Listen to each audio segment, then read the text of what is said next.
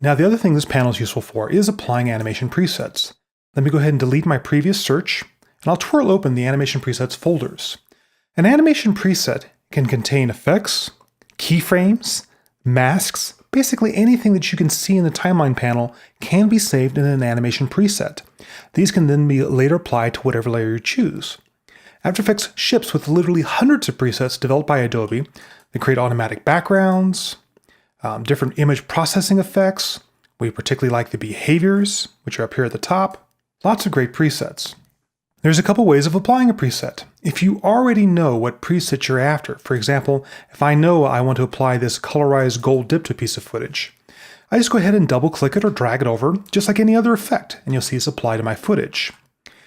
On the other hand, if I want to browse my presets, there's a very handy Browse Presets command right here in the Options menu.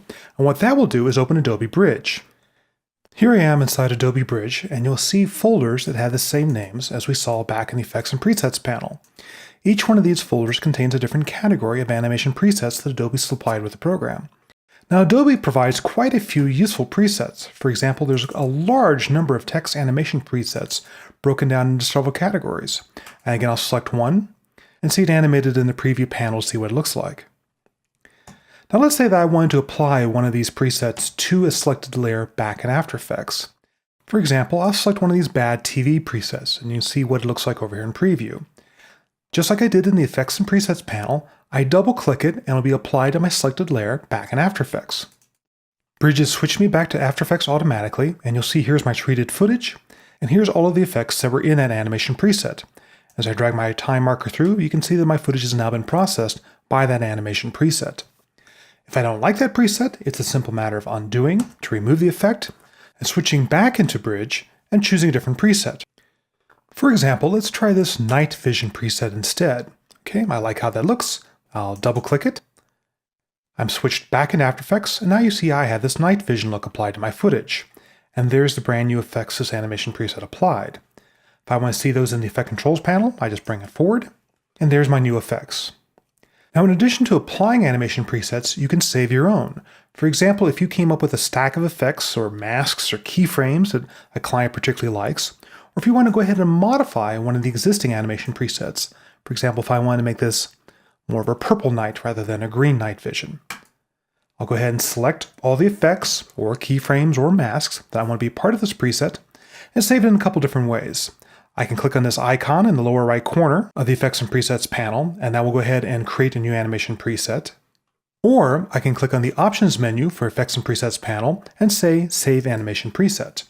And here I get to choose my new name, such as Purple Night.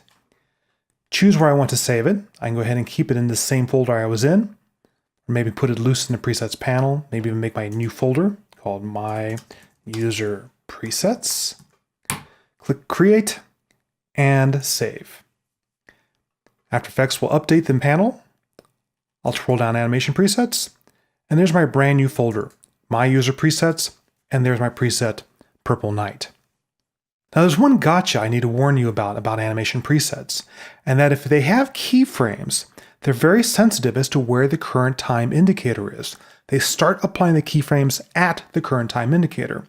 I'm going to go ahead and undo to remove my previous preset. There we go. And pick a transition preset. Oh, just for fun, let's go ahead and pick one of these block dissolves. If I double click it or drag it onto my layer and type U to reveal my keyframes, you'll see that the first keyframe is not at the start of my layer, but instead where the current time indicator is. So therefore, if you're applying any presets that have keyframes, it's very important to first go to where you want the first keyframe to be, then apply the animation preset. And now the keyframes will start where you want them to. So I hope that makes you more familiar with the Effects and Presets panel, makes you feel more comfortable with it. You don't have to use it. Virtually everything that's in Effects and Presets is duplicated by the Effects menu and the Animation menu. However, I think you'll find Effects and Presets very convenient to use.